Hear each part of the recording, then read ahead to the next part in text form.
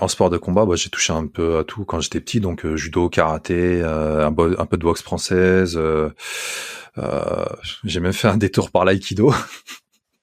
Bon, j'ai très vite arrêté, hein, parce que Pourquoi ça te fait marrer? C'est ridicule, comme si c'était, tu sais, c'était la discipline ridicule.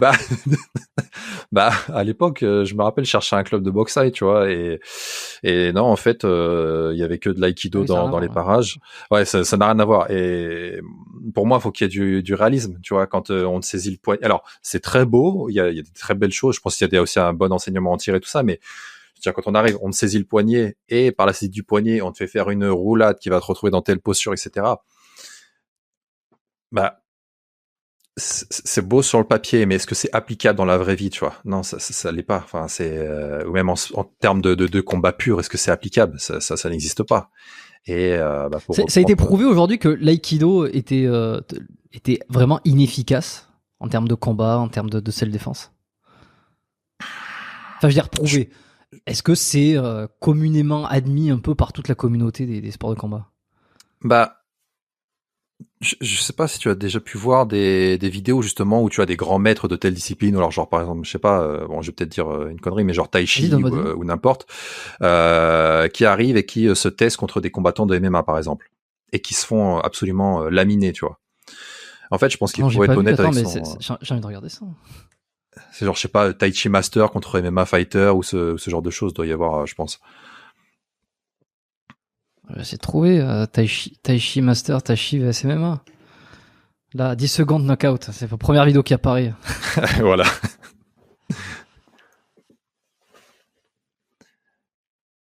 Alors attends, je vais En mettre le son. général. Je vais peut-être pas entendre le son.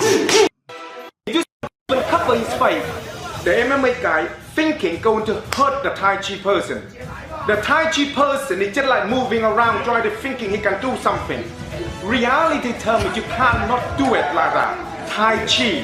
Oui, bah, en fait, c'est ça, c'est que celui qui fait le tai chi, il sait pas comment se défendre sur des coups de poing. Non, voilà, parce que là, on n'est pas en fait, si tu veux, dans ces arts martiaux-là, on est sur, souvent, donc, sur du kata, donc la démonstration technique, etc. Mais en termes de mise en situation réelle, contre un mec qui se tape, qui se bagarre vraiment dur, là, tout d'un coup, ça passe du statut de très bel art martial à folklore un peu, tu vois.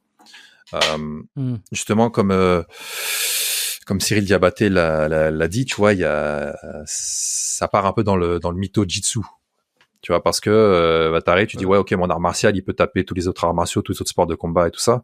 Non, en fait, il y a une réalité, c'est la réalité du combat. Et une fois que tu la mets en pratique, justement, sur ce type de vidéo, tu vois que, alors oui, c'est beau quand c'est scripté tout ça, mais après, en termes d'efficacité, quand ça cogne et que ça va au chaos, c'est pas du tout efficace. C'est pas du tout efficace. Donc il y a Alors, un choix à faire. on va se mettre la fédération de l'aïkido à dos, justement. Non, mais Parce que ça, je suis sûr que non, ça a non, des mais très si, bonnes bah, regarde. valeurs. Mais non, mais évidemment, mais surtout que bon, voilà, je n'y suis pour rien, c'est pas moi qui ai dit. C'est la première phrase qui apparaît. Bah, attends, je vais le remettre à l'écran là, la définition. C'est un donc présentation de l'aïkido pour l'entrée, c'est FFAB, donc j'imagine la Fédération française d'aïkido B, je sais pas ce que ça pourrait dire, mais technique de défense idéale, l'aïkido impose de détruire l'agressivité en un, lui démontrant l'inutilité de son attaque. Alors c'est marrant parce que technique de défense idéale est en train de me dire que c'est probablement la technique de défense la moins idéale, quoi, la moins adaptée en cas de vraie situation. Pour moi, tu vois, genre techniquement, même je sais pas, à l'entraînement ou dans certains clubs de MMA, etc., quand on arrive et on te montre une technique et que, par exemple, je sais pas, j'ai visionné moi des milliers et des milliers d'heures de combats de MMA et que cette technique, tu ne l'as jamais vue placée dans un combat live, tu dis ok, c'est des conneries, ça n'existe pas. Parce qu'aujourd'hui, franchement, en termes de panel technique, je pense qu'on a quasiment tout exploré, tout vu, même si de temps en temps on peut y avoir des techniques justement, notamment au sol, je sais pas, des étranglements ou des clés articulaires qui sortent comme ça, mais en grosse majorité, je pense qu'on a vu tout le panel technique disponible. Et si voilà, par exemple, le fait en aikido, quand ton adversaire va te mettre un gros cross, un gros coup de poing, que tu arrives à lui attraper le poing pendant le mouvement, que tu le fais rouler, etc. Non, ça n'existe pas. On n'a jamais vu ça. Jamais vu ça en Alors, oui, bagarre, on n'a jamais vu ça en sport de combat. C'est pas possible en fait. Donc tu peux pas dire, par exemple, à la description, Non, en fait, ça va trop vite. dangereux. Ça va, en fait, faut s'imaginer juste le truc, c'est que ça va trop vite, il y a trop d'intensité, il y a trop de puissance. Il faudrait pouvoir dilater dans la le matrice, temps, pour être Néo, oui, être faire une capable esquive comme ça, et voilà. Mais sinon, c'est En vrai, pas c'est possible. pas Bah, tu vois, réalisable. je trouve ça un petit peu, pour moi, un petit peu dangereux quand tu vois, le truc, je sais pas ce que t'as dit, idéal ou efficace pour la défense, tout ça. Et non, c'est pas possible. On peut pas faire croire à des gens justement que c'est le truc qui va te sauver en cas de, je sais pas, d'agression ou de combat, tu vois. Et en fait, ils se font un peu justement ces arts martiaux-là exposer quand il y a des mises en situation, bah, contre un combattant de MMA ou je sais pas de boxe thaï ou ce genre de choses, quoi. C'est un retour à la réalité. Mais c'est ça, c'est le MMA a permis de révéler ce qui était possible, de ce qui l'était pas, ce qui était crédible, de ce qui l'était moins, d'une certaine façon. C'est pour ça qu'aujourd'hui, il y a encore les défenseurs de certaines disciplines. Et je me fais ni défenseur ni pourfendeur. Je sais jamais si pourfendeur c'est défenseur ou si c'est contre. Mais bon, on m'a compris. Je suis jamais d'un côté absolu ou de notre absolu en disant full MMA, full self-défense. D'une part parce que je n'ai aucune expérience personnelle qui me permettrait d'arriver à de telles conclusions. Et au-delà de ça, je pense que tout est nuancé, tout est contextuel. Évidemment qu'il y a des choses qui ont l'air de pas fonctionner. Évidemment qu'il y a des choses qui ont l'air de fonctionner. Mais bon, après, voilà, il y a toujours je comprends là, la situation de ceux qui disent il y a ce qu'il y a dans le ring et puis il y a dans la vie réelle. Et dans la vie réelle, des fois, tu prends la bouteille, tu prends l'objet qui est à côté.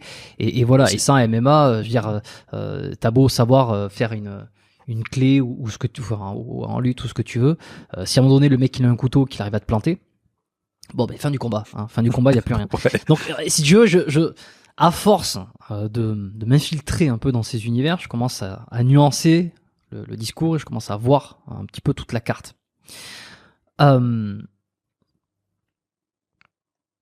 vois, je pense que tu peux être un très bon. Je sais plus ce que je voulais dire parce que je voulais amener, je voulais aller quelque part, j'ai oublié pendant la tirade. Tu vois, tu peux être, je pense, un très bon combattant, même exceller, je sais pas, en boxe anglaise, en MMA ou quoi que ce soit, mais il n'empêche que ça reste un univers codifié. Même si ceux qui de base pratiquent ce genre de sport, je pense qu'ils ont, je vais pas dire un certain attrait pour la violence ou ce genre de choses, mais ça reste codifié. C'est vrai, comme tu dis, une fois que c'est dans la rue, il y a plus de code, il y a plus rien.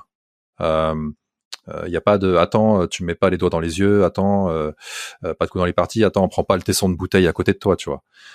Donc oui, ça reste codifié. Après, je pense quand même, par exemple, le MMA, ça peut te servir, du moins d'avoir des aptitudes, des bases plus solides que si justement tu faisais de l'aïkido et que tu voulais te défendre dans la rue, tu vois. J'ai beaucoup aimé un épisode que j'ai fait donc avec Karim Clémenceau, je pense que tu vois qui est Karim Clémenceau. Mais je l'ai rencontré quand j'étais allé justement m'entraîner au fitness park à La Rochelle, parce que c'est là-bas où il s'entraînait dans le fitness park, ouais.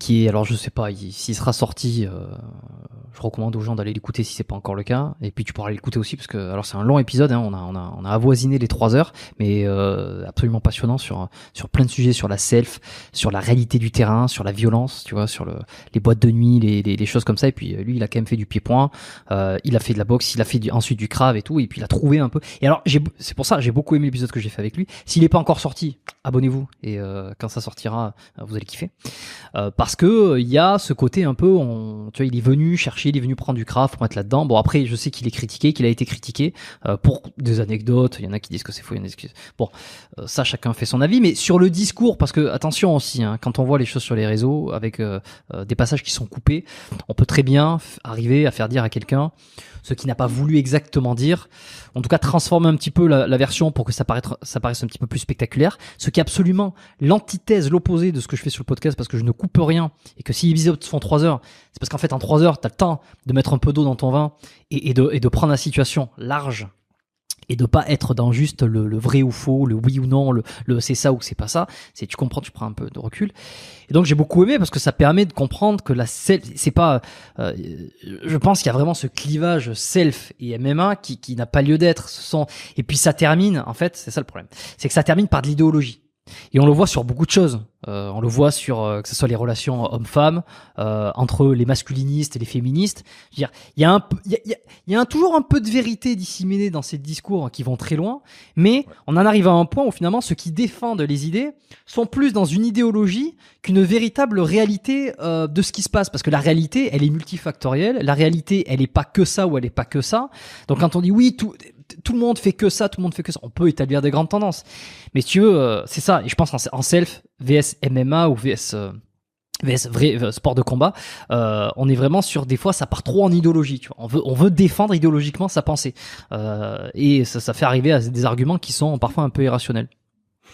Bah, comme tu dis, chacun pense avoir la vérité dans sa discipline, tu vois. Et je crois que c'était le débat qu'il y avait eu entre Cyril Diabaté et Frank Ropers, si je dis pas de bêtises, où en fait, au bout d'un moment, quand on prône que son art martial ou que son système de défense est le meilleur, etc., il faut le mettre en situation réelle, tu vois, il faut le tester. Donc, soit tu envoies le coach maître, soit tu envoies l'élève, mais il faut qu'il y ait une démonstration.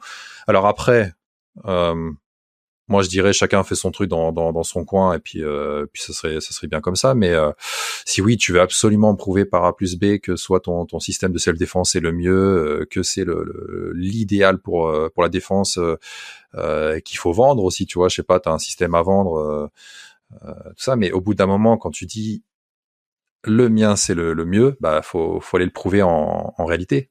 Faut aller le prouver sur le terrain, tu vois. Oui, faut être capable de montrer que dans une situation réelle, c'est pas juste du théorique, c'est pas Voilà. juste un enchaînement théorique, c'est que ça peut être réalisable et que ça soit self ou quoi que ce soit.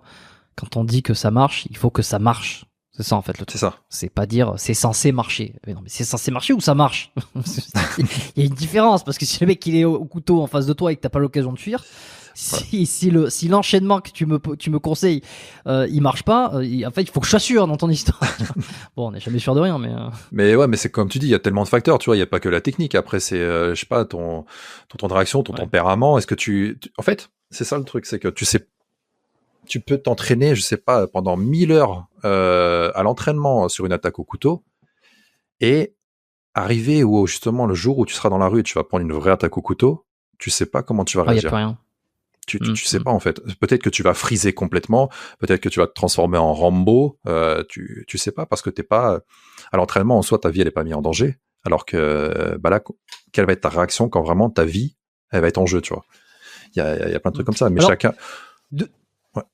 De ce que je comprends sur ça, c'est que par exemple en Krav ou dans les self, dans les pratiques de self-défense qui font ça bien, c'est qu'ils essayent de reproduire des situations comme ça. Alors on reproduit jamais réellement une situation de vrai danger, mais il y a un côté un peu, tu sais, comme au coxage à l'armée. Alors je reviens là-dessus encore une fois, mais c'est où on sait très bien que le coxage, c'est une fausse capture, une fausse mise en danger, mais tout est tellement, je veux dire, il y a une pression psychologique, il y a quand même, tout est très ressemblant, donc ça te plonge quand même. Et ça, c'est pas moi qui le dis. Je veux dire, moi je ne fais que relater ce que j'ai entendu, que ça soit du Major Gérald, que ça soit de Hatton, sur des anciens podcasts sur lesquels je les avais reçus, voilà, qui relatent ce truc de, en fait, même si au fond tu sais que c'est faux, tu le vis et t'en oublies que c'est faux. Et alors, les disciplines de self se targuent un petit peu de dire, mais bien sûr que on sera jamais dans la réalité, mais on essaye dans des situations de reproduire, que ça soit après une séance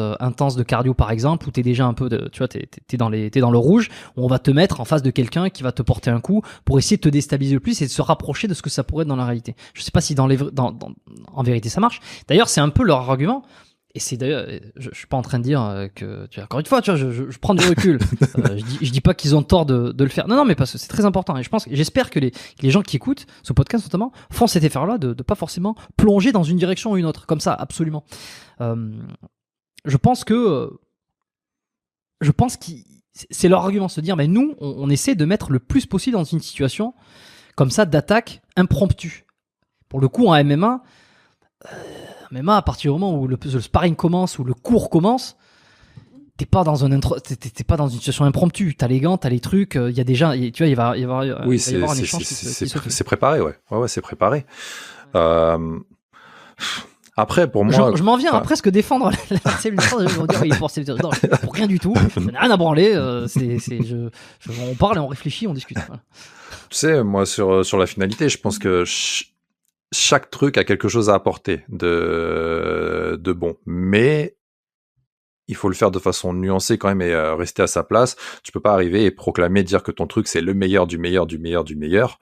Mais je pense que tu as des choses intéressantes à prendre à gauche et à droite, tu vois. Mais bon après, alors, l'aïkido. ouais, ouais, l'aïkido. L'aïkido. T'as compris.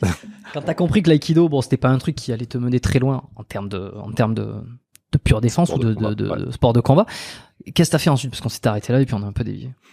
Après, donc, j'ai découvert le MMA. J'ai découvert le MMA. Alors,